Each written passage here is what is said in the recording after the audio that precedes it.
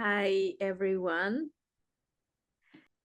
So where we have been, so you see Muslim Quarter, very big, and people live there. Everywhere in the old city, people live. So 1 square kilometer in area, and about, well, a bit more than 40,000 people living just registered within the old city. This is a lot. So the ways you can access the old city and the Muslim Quarter the most beautiful way, and that's what we did last time through Damascus Gate. You can see it on the northern part of the from the northern side of the old city, up above in the upper section of the image. And we are if you walk a little bit towards the, well, deeper into the quarter, you will see, well, it's written there exactly, Damascus Gate, and from there, like from the word gate, it's like the two roads spring, right, and go different directions. So we're going to talk about it.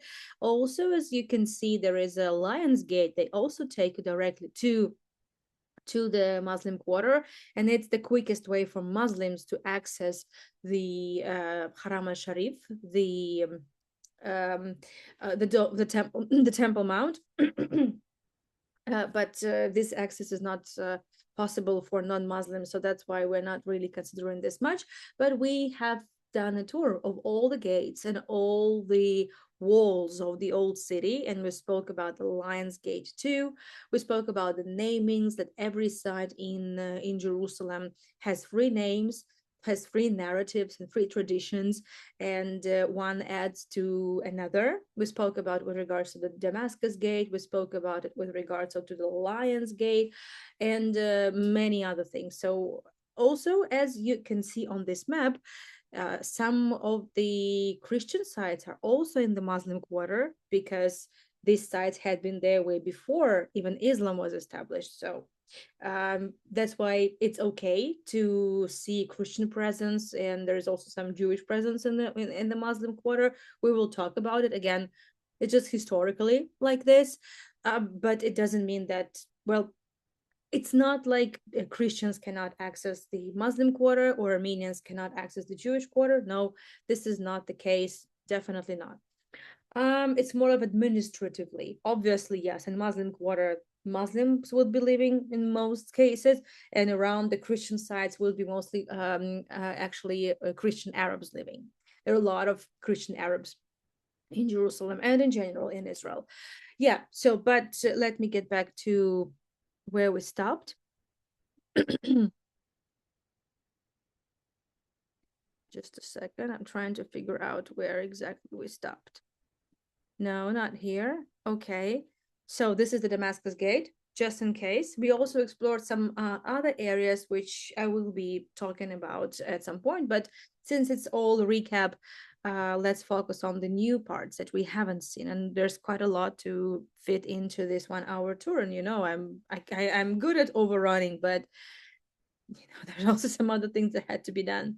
So this is the beautiful Damascus Gate. We spoke about some archaeology there in the Damascus Gate, right? From the archaeology from the Roman period, when in the 2nd century Jerusalem was destroyed and rebuilt as a pagan city, and there was a pillar, most probably a column, with a bust of Emperor Hadrian. That's what we think. We don't know for sure was placed, and hence the name, the second name of Damascus Gate, Bab al-Amud. Well, and there's also a name in Hebrew, Shar Shem, which refers to the city of Nablus. Well, it's three different narratives, three different stories for different traditions, and that's what I absolutely love about Jerusalem. So, and as you let's probably switch off the sound because it's going to be just loud market street. In everywhere in the old city there is trade, and it's not just the tourists and souvenirs. No, it's especially in the Muslim Quarter, it's just about life. It's just people buying food.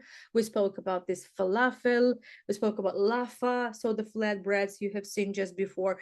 This is Jerusalem bagel, a very different kind of bagel, and it's convenient because you can share it with a friend, even among three people, and you're still gonna have enough of it. ginger, all sorts of seasonal fruit you can buy here. And people shop here, just for food. It because people live in the old city, and people who live around in the vicinity in East Jerusalem, they also come and buy food here. But then, okay, Jews come as well. You've just seen a Jewish man pass in the Muslim quarter. This is totally fine. And here we stopped last time. Once you see this zebra kind of buildings, you can tell, oh, this is Mamluk period. Mamluk period, that is the, well, let's say 13, 14, well, a little bit of 13, very little bit of 13, 14, 15, and a little bit of 16th century. That's just it. So Mamluks, the war machines coming from Egypt, right? We spoke about it. And well, Mamluks ousted Crusaders, and Mamluks obviously, well, they did not destroy Jerusalem. They would destroy some Christian sites, yes, that is true, but they did not destroy what had been built before them. They would use what there had been. Sometimes they would use, stones and elements of other buildings, for prior buildings, as that would be just secondary use, maybe even they'd be using it for the third time, but they did not destroy Jerusalem. So this is the map, the Madaba map, the famous Madaba map, 6th century map of all the Christian holy sites in the Middle East, and more than that even. Uh, we only have parts of it survived, so we're still kind of guessing here what was northwest, northeast, but it doesn't matter. What matters is that you see on the map to the left Damascus Gate. Well, what we now call Damascus Gate.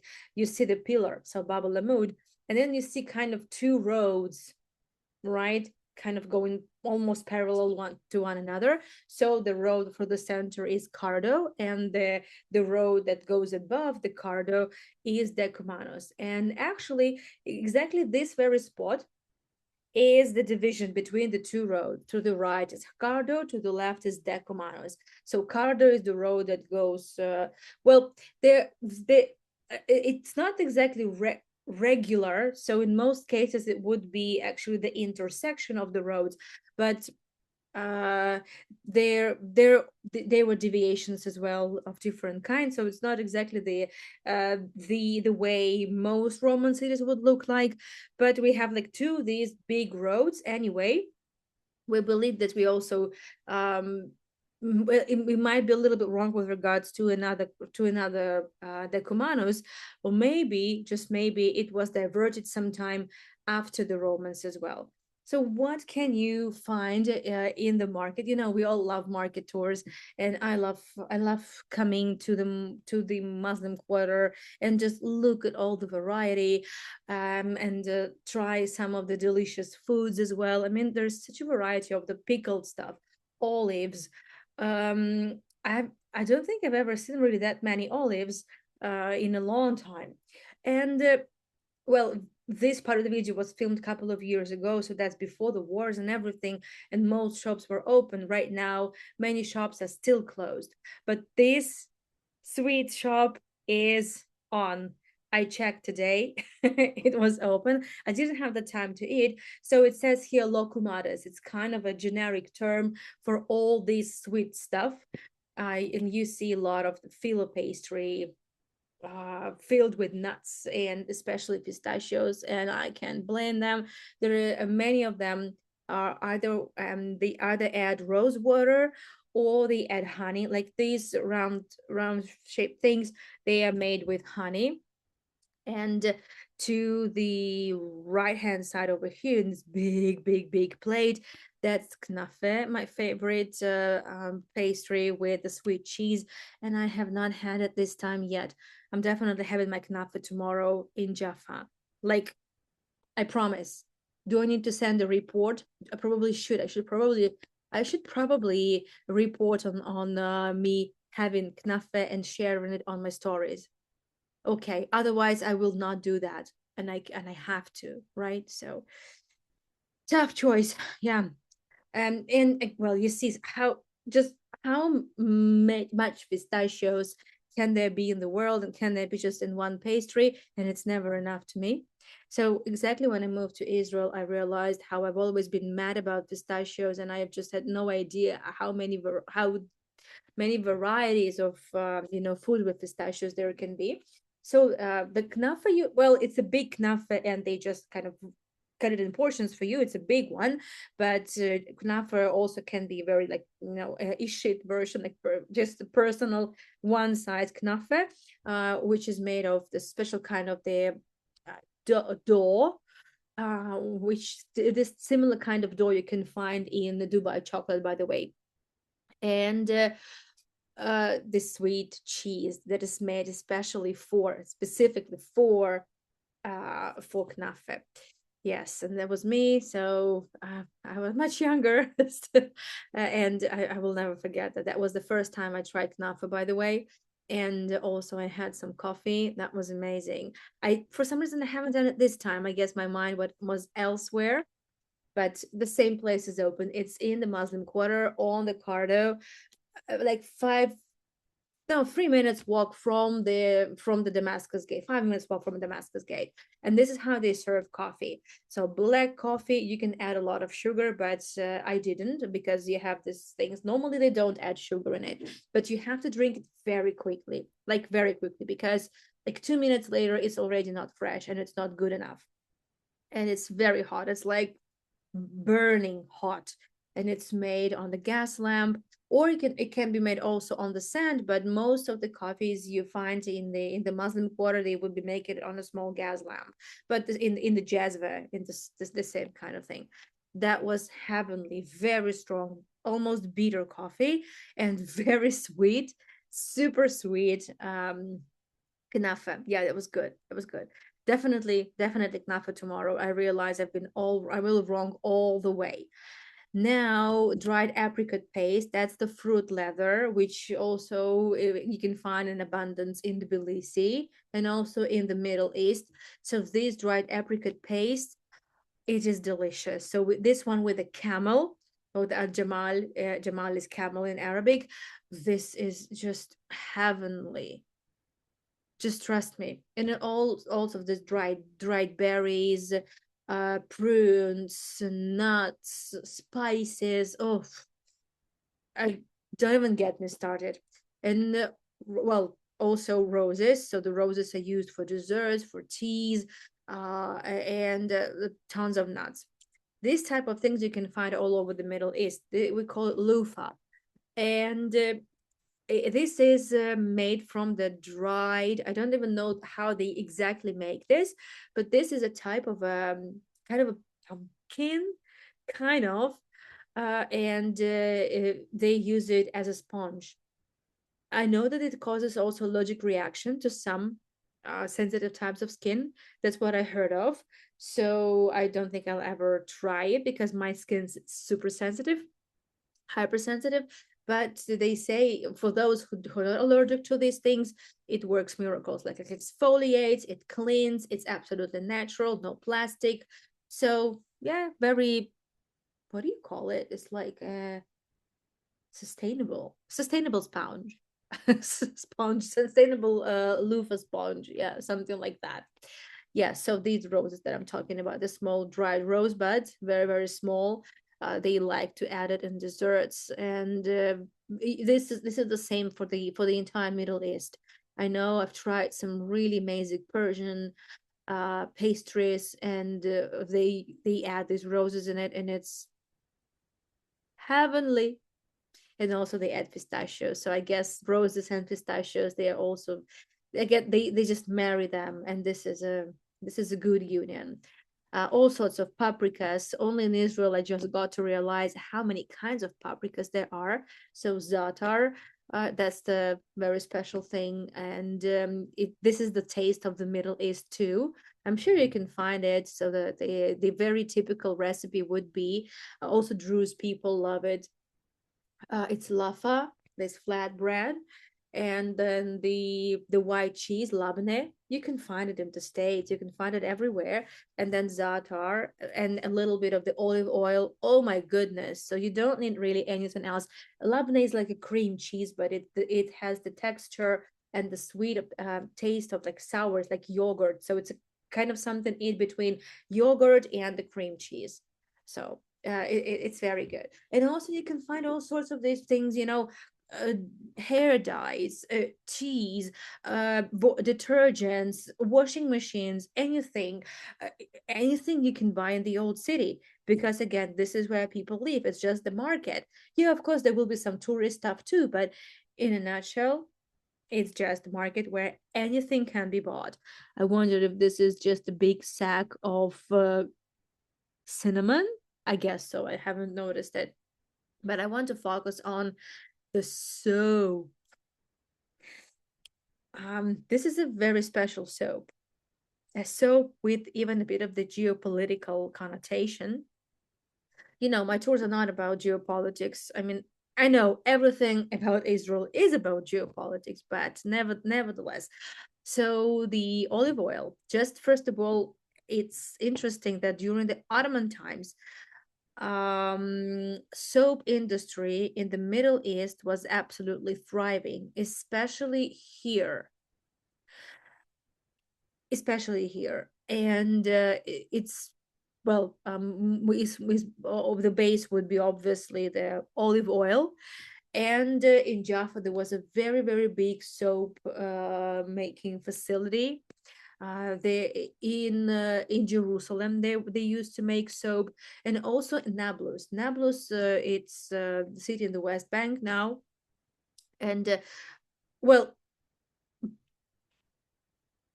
starting from mid 19th century, it was one of the same family that has been making this particular oil.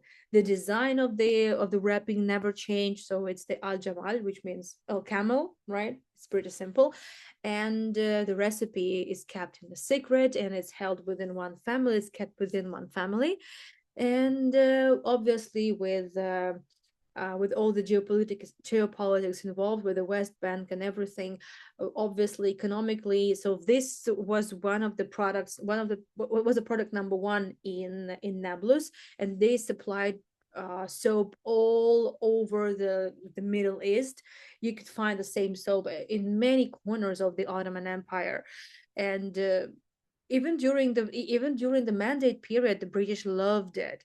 So and this is when exactly during the Mandate period you could find Al Jamal soap in Britain as well, like all these colonial goods and everything. Natalie, thank you so much for the tips, and Dolly, I didn't thank you because it was the World Virtual Tours tour, and I don't bring this to attention. And yeah, so we go back, and obviously with all the geopolitics involved and the West Bank and everything, yeah, that's not easy. That was a huge blow to, well, on the budget of the city itself and the family itself. But obviously in this Jerusalem, you can find this soap. You can find it in the Muslim quarter in Jerusalem itself. And this is also a symbol of resistance in a way for the Palestinians, and for the people in the West Bank. Let's put it like this. Yeah. So, but this is a big part of history. This soap is a big part of. It's a even national identity, I would say, of the West Bank. Yeah. So just a little bit of a mild geopolitics, a minute of geopolitics, something like that. Yeah. And there is another geopolitical thing. There was found, there was also especially exported another kind of wrapping with the keys.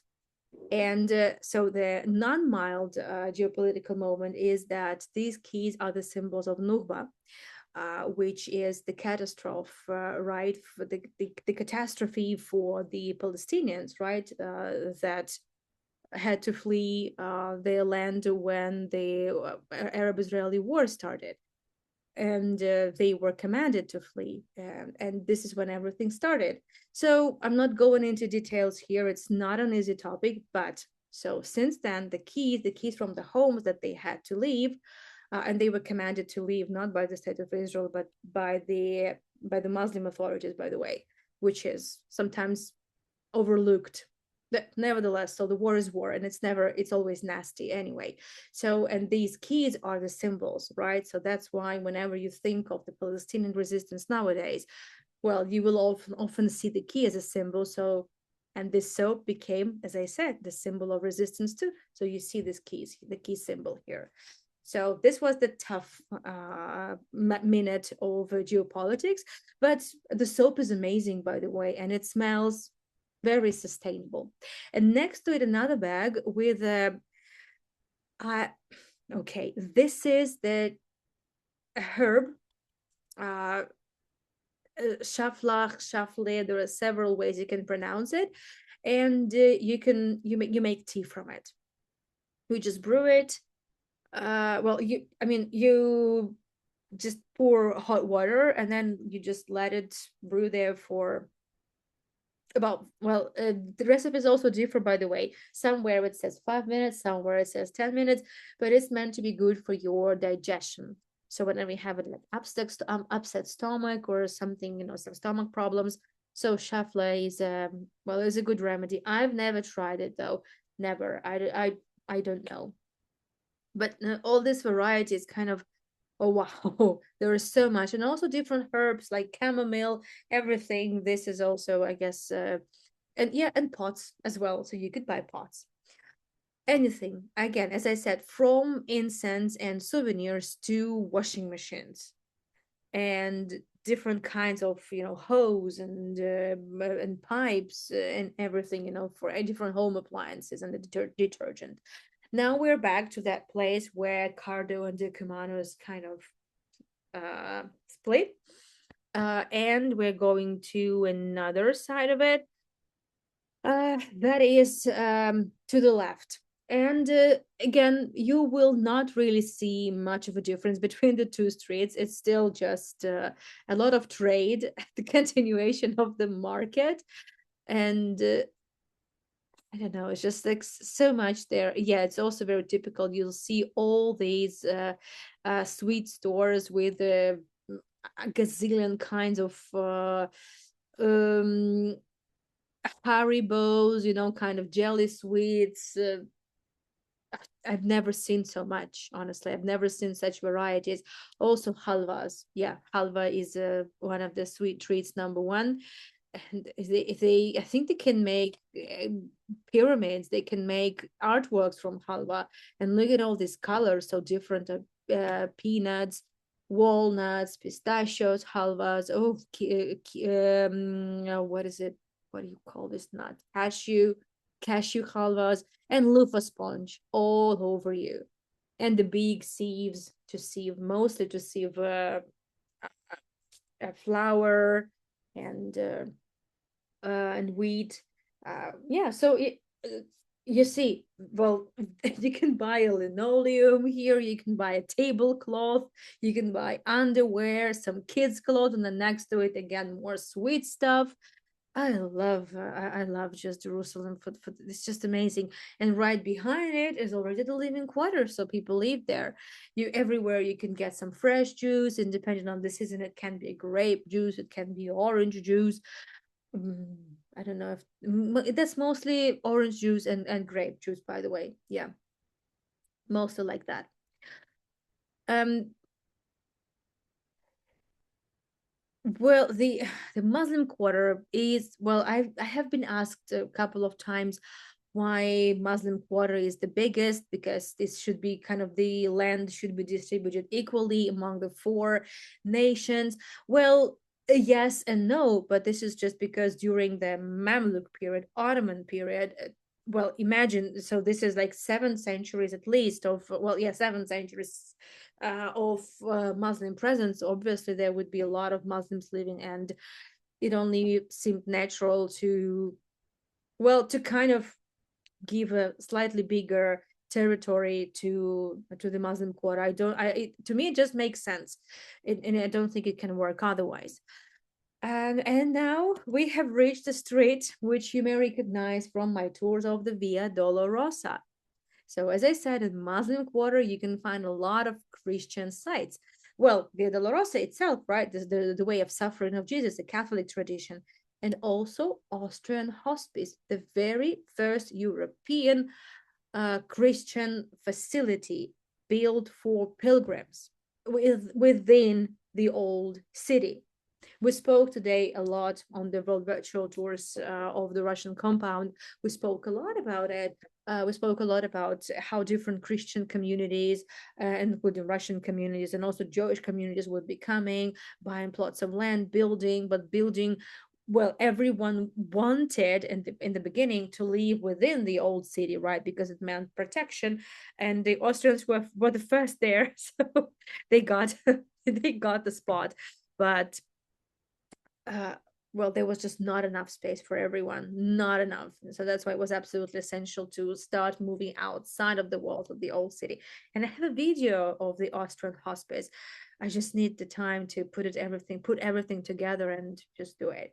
And that road, the Via Dolorosa Road, um, well, we spoke about it. It's going to take you to the Lion's Gate. So the Lion's Gate, it's called so. Well, this gate was built clearly during the Ottoman period, where the walls of Jerusalem were probably destroyed sometime because of the wars between the Crusaders and the Mamluks. And then maybe also we know this is interesting because it's not 100% clear whether all the walls were torn down by the Mamluks or if most of the walls had been actually destroyed before them during the war between Crusaders and Ayyubids, which is the end of the first Muslim period. And you know, Crusaders took over Jerusalem in 1099. So it's a question still, but we know that the current walls and gates were built by the Ottoman Suleiman the Magnificent, and the Lion's Gate was specifically built by him for sure. So there is a legend as if he had seen a dream and he was attacked by a lion. So that was a signal for him to start building the walls because he was a bit hesitant to do that. So this is the legend. And the other name is Stephen's Gate. Stephen's Gate. Well, Saint Stephen was the first martyr who died for his faith. So he was stoned. They threw stones at him, and it is believed, according to tradition, that it happened somewhat in that area. So hence the name Saint Stephen's Gate. Yeah. So well, there is obviously there are a lot of sites in that area, such as there is a monastery, there is a Greek church, a Russian church of Saint Miriam, and many sites. It's just almost, well, not countless, but you get the idea. And this is the photo of the Mandate period. So when the British ousted the Ottomans, so well, they entered triumphantly through the Jaffa Gate, but they were obviously also entered from the other gates too. So Via Dolorosa, it's the kind of the place where it's a very lively area, and here you can see well, the police is always there. Well, specifically when I was filming, it wasn't there, but I guess it was just kind of the interchange, and then they would come back. And on the floor where they're exactly the police is standing, it's behind the fence. You can see stones of a different shape and different size. So these are the stones that were excavated by archaeologists. And these stones exactly date to the times of Jesus, that is the 1st century Common Era. And they were excavated, and they were, because Jerusalem of times of Jesus no longer exists. It was destroyed by Hadrian in the 2nd century, right? And this is when Jerusalem was rebuilt into a pagan city, and when the land was renamed and everything. You know the story. If for some reason you don't know the story, if you haven't seen the previous tour, ask me and I will tell it to you in the during the Q&A. But and obviously, well, pilgrims, tourists, they are always, well, Christian tourists, Christian pilgrims are always looking for it. Okay, we want to walk the streets Jesus walked, but he didn't walk this paving. I mean, this small paving. This is the paving from I don't know, 70s, maybe 1970s, 1980s, I guess. So literally there is almost nothing, there's nothing there on the surface from the times of Jesus. So what the municipality of Jerusalem decided to do, so they excavated the pavement, big stone pavement from times of Jesus, and placed it here so everyone could touch them, so everyone could actually walk also these stones, not just Israeli police. There's more of them, but yeah, for some reason most of it is given to the Israeli police, which is, I don't know, but okay, well, whatever. There are more of them, by the way, in how shall I put it, if you go a little bit over there on the territory between the new, well, on the road towards the new gate, you will see more of such stones. So this is one of the Stations of the Cross, the Armenian Catholic church as well. But we spoke about it on other tours, so we're not going to talk about it now. Now we are focusing on something different here. And yeah, you can buy lots of clothing, traditional, casual, some souvenirs, well, some folk costumes, and obviously you can buy Palestinian keffiyeh. It's not illegal. You can buy it, and there's not an issue. It's interesting, right? So again, it's just interesting to see that the entire world is yelling for intifada and everything, and people are wearing keffiyeh, and it's yet not prohibited to sell in Israel. It's not, because it's part of the identity also of the Arab people. However, it's twisted. It's a twisted story. And again, if you look up for the history of keffiyeh and just how it was twisted, it's there. It's even there on the Wikipedia, but you have to be careful, like which in which language you're reading this. But nevertheless, you don't even have to go to Wikipedia. You can just go somewhere else and just check it up. So the keffiyeh actually it came from Iraq, and it shows the fishnet. It's just the fishnets, just that. That's the first thing, and it's a very old pattern. It's a very old design. So that was first and foremost kind of the uniform, kind of the um, a, a logo, I don't know, a symbol, the symbol of the Iraqi fisherman. And then Yasser Arafat also wore it. Uh, well, he wasn't the only one who wore it, but because he became such a big symbol of Palestinian resistance, it became part of the narrative. That was it. However, well, before Yasser Arafat, the keffiyeh would be worn all around the Middle East, including the Ottoman Palestine. And again, Palestine is a region, not the Palestinian state, right? Which is also, again, a twisted narrative, but well, let's not get into this. So it's just interesting to see that during the Ottoman times, if you look at the photographs, if you look at the videos, well, there are some videos of Jerusalem of times of the Ottomans, and you will see that a lot of people are, well, wearing either tarbush, and sometimes you will see them wearing these different types of shawls and also keffiyeh as well.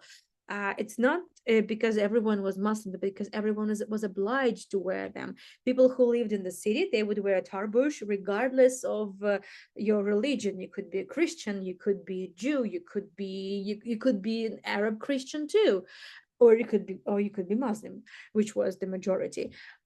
Well, but nobody cared. You had to wear this. So this is also a bit misleading. So I'm giving you how things are.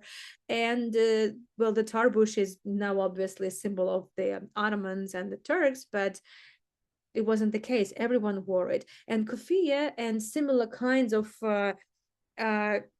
mm, patterned headpieces would be worn by peasants, by people involved in agriculture, by farmers, by fishermen. That was just their outfit to protect them from the sun, to protect them from the heat and wind and the sandstorms and everything. In the city, you don't need that much. Well, but yeah, just saying, you just telling. That's it.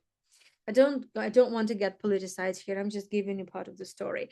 And yes, you can buy kufia openly in Israel. Yeah, that's not an issue.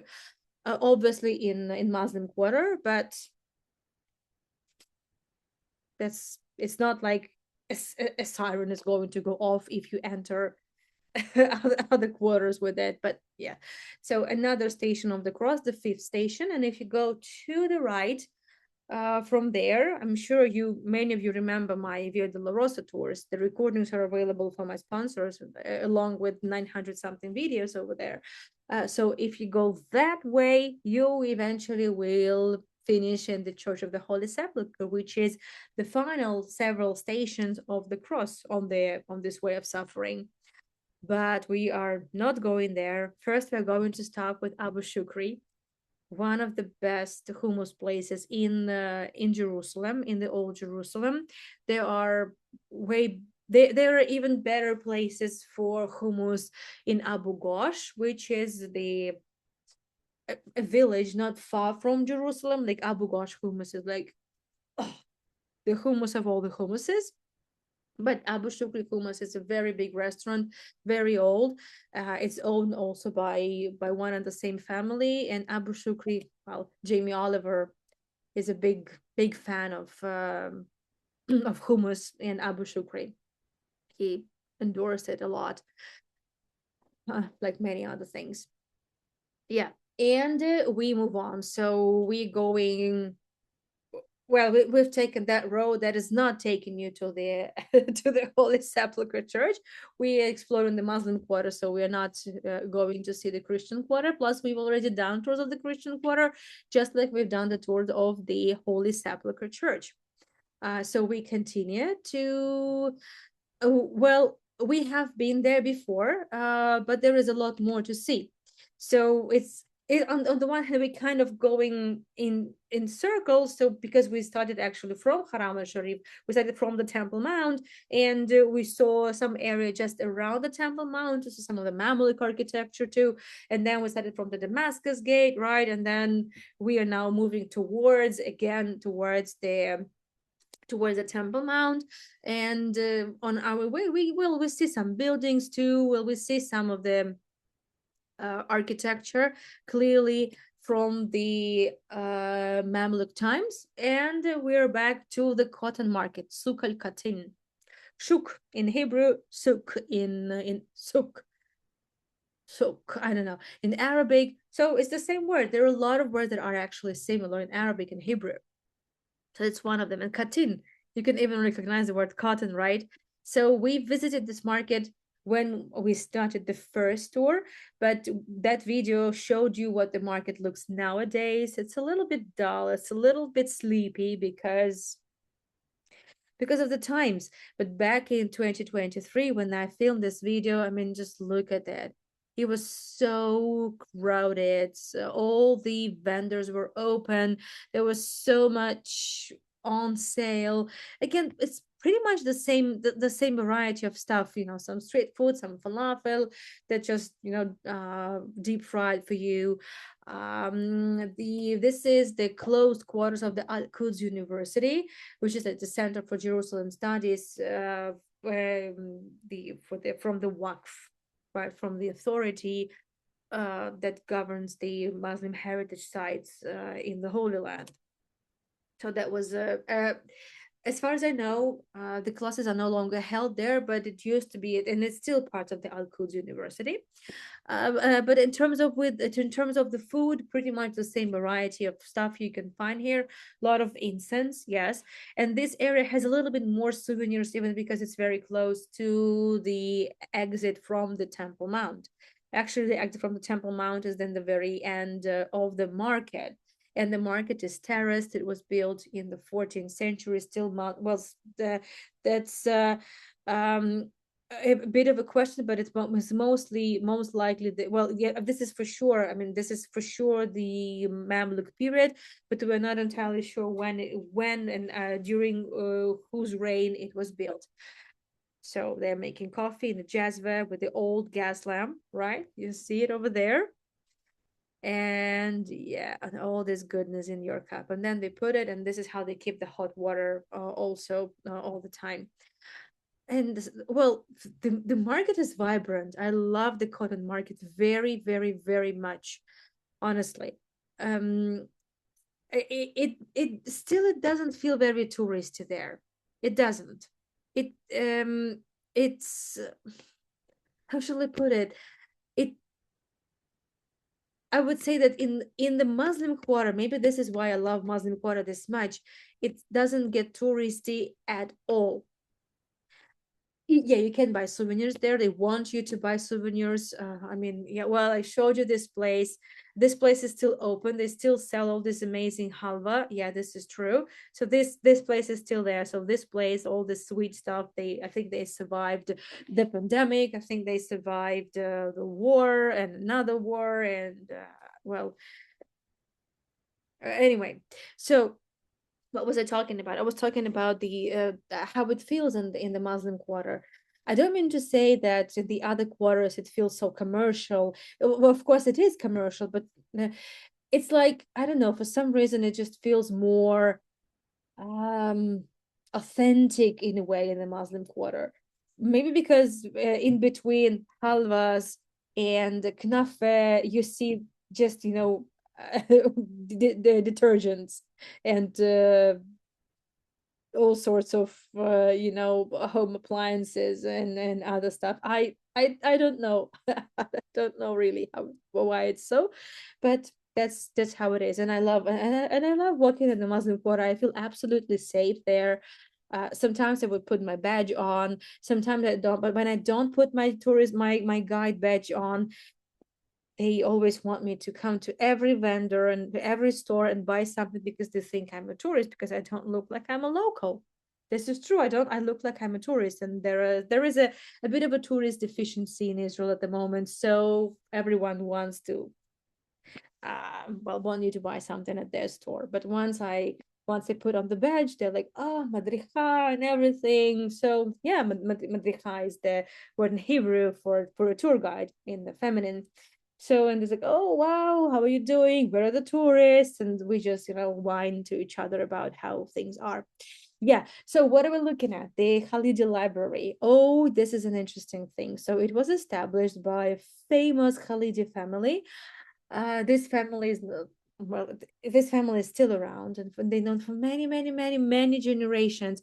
And this was the very first public library open to everyone that was established in Jerusalem, in the old city.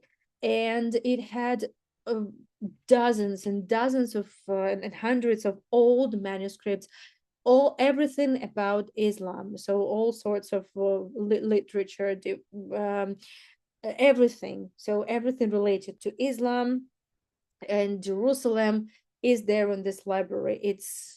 It's huge. And it's precious. I have never been inside. I don't know if it's open just on a daily basis or you need to arrange the opening. This is a question, but I have been able to find the photographs of the people standing just next to the library. That's great. And also one of the members of the Khalidi family is actually buried in the library.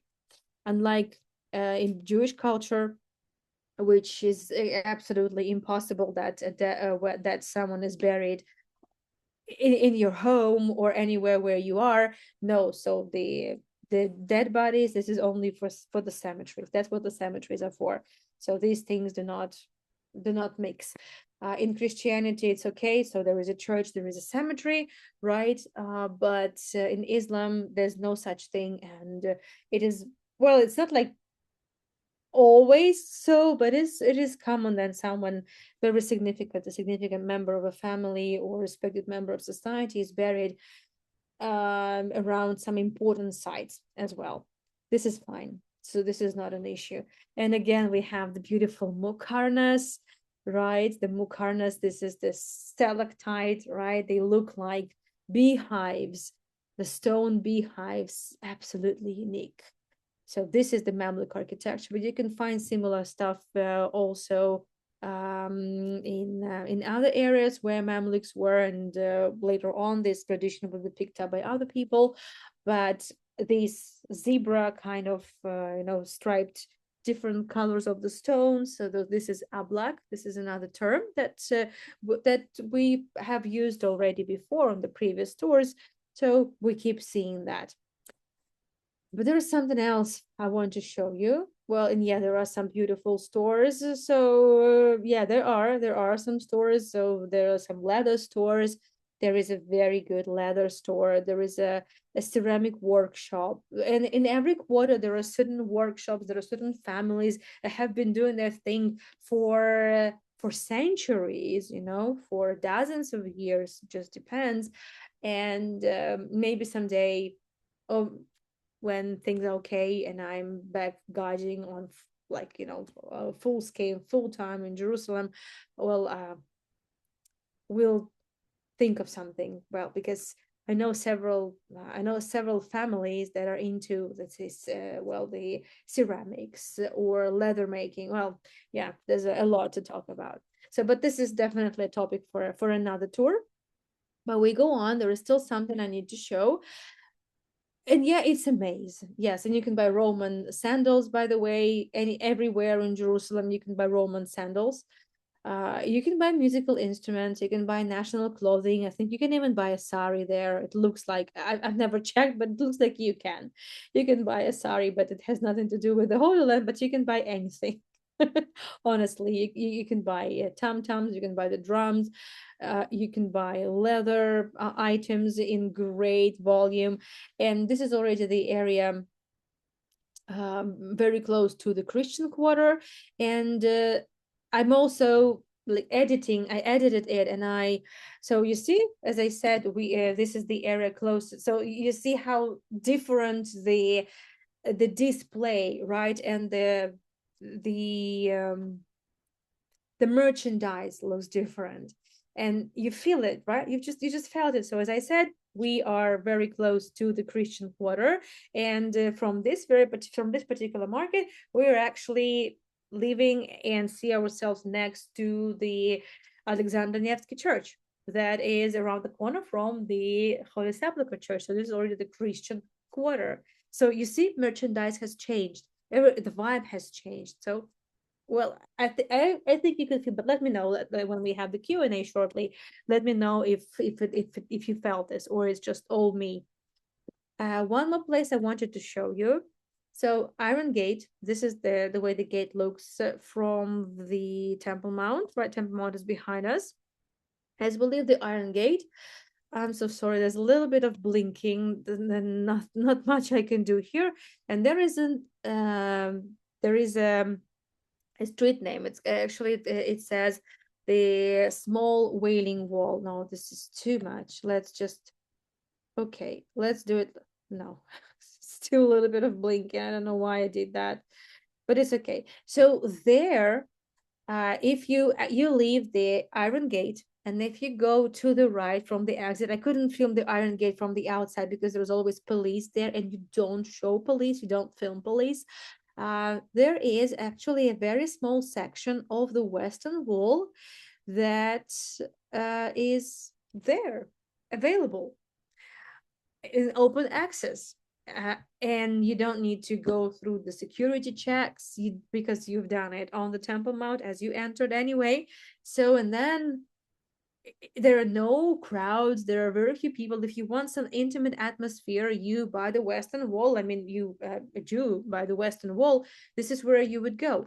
Let me explain where we are. So let's do it like this. So you can see the Western Wall or the Wailing Wall, right? But I don't like this term, it's quite derogatory, but okay, Western Wall. And if you move towards north, right towards Via Dolorosa, you will see there are gates. Well, it's written tunnel, but the tunnel is underground. This is the Western Wall tunnels I'm talking about. We have done tours there, but you see the gates, right? You see the gates, the exits from the Haram al Sharif, well, from the Temple Mount, you see them. So this is the very small section, the very last gate, where where the letter T meets letter U. So this is the Iron Gate, and this is where to the right a little bit of the still the same Western Wall is exposed. It's just there. And there are the same Herodian stones there, just like because Herod rebuilt the second temple, and also there are stones, well, from other periods too, but this is still the same Western Wall, which obviously is a big deal for Jews because this is the closest place they have to where the temple used to be. But if you leave the Western or Iron Gate, exactly now with behind our backs is the Iron Gate and the entire Temple Mount. And there are a few more buildings I wanted to show you from the Mamluk period. Oh, just look at that. The beautiful ablak, the beautiful geometrical patterns of all sorts. Well, geometrical because you could not really depict anything else. You could not depict any humans or anything, so it would be either floral or geometrical motifs. And well, I guess the idea for the creation of the Muqarnas is also because there wasn't really much they could depict, but they, I guess, maybe they were inspired by beehives. I don't know. We don't know that, but well, these are also these zigzag shaped figures are also typical for Ablak design. So during the for the Mamluk architecture, Ottoman architecture is not really that it doesn't really stand out this much, and well, I mean, it does stand out, this uh well, the pointy windows and arches. Yeah, this is clearly the Middle Eastern Ottoman architecture, Ottoman balconies too. But this is well, this is like throughout the Ottoman Empire basically, but the Mamluk architecture is less present, and I guess this is why it's probably a little bit, but it's not like it's more precious. No, it's not what I was trying to say. But the Ottoman architecture is like everywhere because the old city was rebuilt by the Ottomans anyway, so you see a lot of it. Ottoman architecture is very much present in Jaffa, but in Jerusalem, so it's the Mamluk architecture that stands out. Look at this amazing ablak.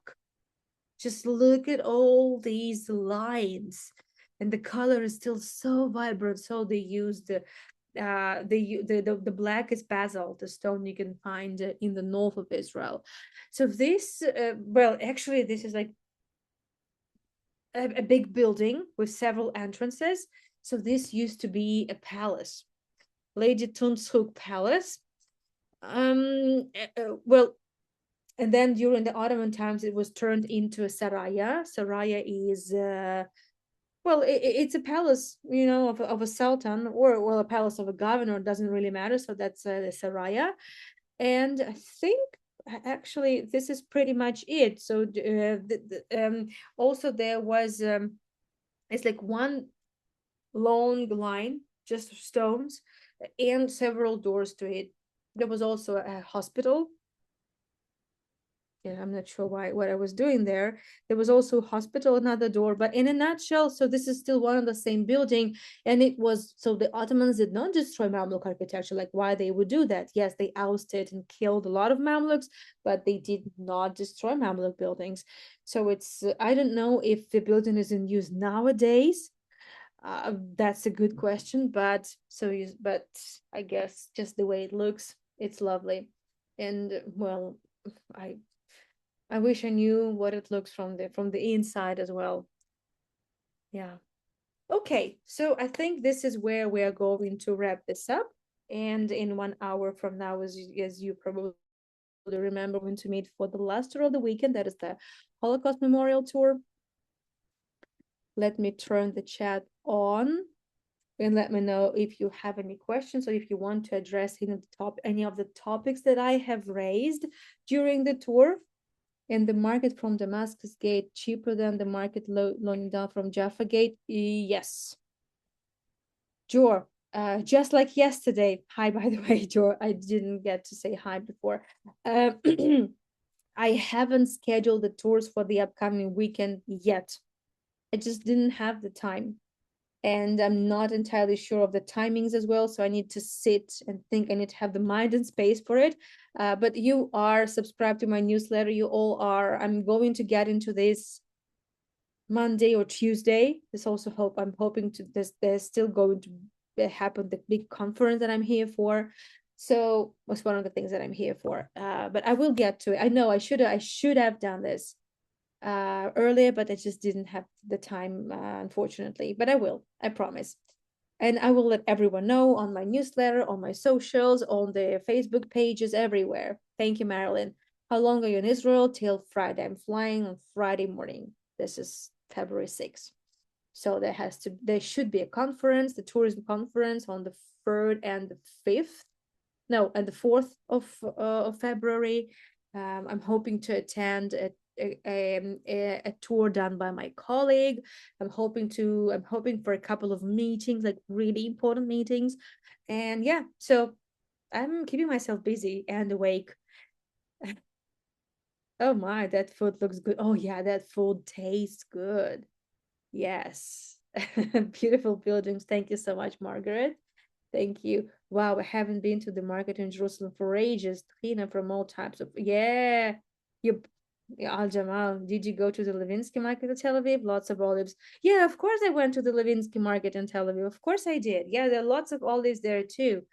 But well, the vibe is very different. I love Levinsky Market. I love Carmel Market. I love Hatikva Market, which is so underrated, just because it's not in the center of Tel Aviv. But Hatikva Market has so many things there, and it's much closer to the area where I was staying and where I am staying when I'm in Tel Aviv. So there are, yeah, I mean, the markets in Israel are amazing in general, but there is something special in that Muslim market for sure. It's not like I don't like any other markets, but I think you could tell the difference. Marilyn, thank you for the tips. Thanks, Anna, and you're welcome about the tips. But thanks to you, Gar says, oh, Gar says meow. Wow. Thank you, Gar. Thank you, dear. Thanks you. Thanks so much. Thank you, Joe. So I will make up for the absence of the schedule. It's definitely my bad.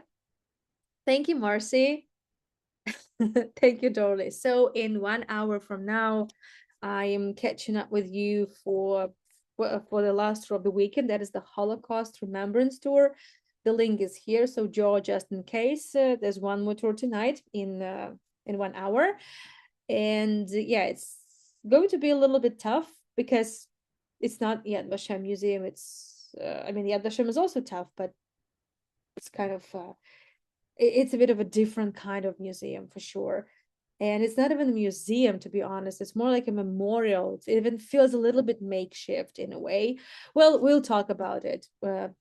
Let's not just carrot juice. Yeah, carrot juice. Yeah. Also, you forgot to mention well, I did mention pomegranate. I did mention the orange juice. Yeah, depending on the season, you can get it anywhere in all the quarters.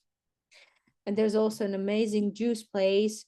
They call it what is the name of it? Etrog. Etrog is one of the taminim, one of the species you would use uh for Sukkot, for one of the holidays, like big citrus, like very, very unique. You don't actually eat it, but you use it for well, for the holiday celebration purposes. But anyway, so it's like an amazing juice place. They have, I don't know, dozens of different varieties of juice mixes and everything together. And my favorite is the passion fruit mix. It's amazing. But that you can find in the Jewish quarter. So that's amazing. Love it too. Maria, thank you so much. The vibe could be felt even over the screen. My mouth starts watering. Thank you for explaining the kefir thing. Oh, sure, Maria, no problem. Citrus for Sukkot. Yes, yes. The etrog, this etrog thing. Yeah, it's one of the species that you would use as a symbols, for Sukkot. But I'm not going into this. I think I've done also Sukkot tour in a local family, so we're not going there now. And plus, the next holiday is Purim. So, when was the Khalida Library open? That's a good question. I don't know the year when it was open. Um, let me see if I can check it. I don't know the year. That's a good question. Not sure if I can that easily check it, but I can also look it up and tell you later on. The Khalidi Library, when was it open? It was founded in 1900. I thought it was late Ottoman period, but it felt like it was in the second half of the 19th century. Well, it says 1900, so I guess they know better than I do. Okay, Joel, thank you so much. So this is it. Thank you everyone for joining. Thank you for your interest in my tours. And it's just kind of a Jerusalem, not weekend, but Jerusalem, Sunday in Jerusalem. So, and I'm staying in Jerusalem tonight with Ruth, one of our fellow viewers, and she's just in the kitchen. And I'm going to have some tea with her now, and just to prepare for the Holocaust tour. I need to find the strength in me, and yeah, I do hope so I can do that. Cinnamon sticks and about, yeah, well, I guess those were cinnamon sticks. I didn't see them before, but it looks like they were them. I still have the cinnamon. I still have the cinnamon sticks from you, daughter, that you gave me a couple of visits ago. Pomegranate tea. I I don't know if pomegranate tea is like the tea you would add pomegranate juice in it. No, I haven't never tasted it, but I like pomegranate juice. This is a little bit too much to me, and I like to water it down. Like, I don't know, maybe 1/4 of water, something like that. But yeah, it's delicious, and it's good too for you, as far as I understand. See you, everyone. Thank you so much. Yeah, I saw you in the kitchen too, but you also gave me a lot of the cinnamon sticks too. Well, I just couldn't take all of them, but we still have them. Yeah, we still do. Thank you, everyone. Yeah, I'm going to have some tea. Maybe I even have time for shower. We'll see. So maybe it will help me also kind of prepare. Um, thank you so much. I will see you soon. I had it in the hospital. It was delicious. Pomegranate tea. Okay, well, but it's kind of infusion. Is it loose leaf tea, or it's instant, or it's in the bags? Let me know, Cindy, later on. I'm interested. It should be delicious. I know of the kind of a red tea or karkade. It's another word for it. It's kind of typical for North Africa, as far as I understand, Egypt. But for the pomegranate, I don't know. I need to see. I think karkade is. They also add hibiscus there. I don't know. Anyway, I'm not very good with all these things. I'll see you in 50 minutes from now. Thank you for your interest. Thank you for your support. Thank you for your tips as well. And yeah, I'll see you soon.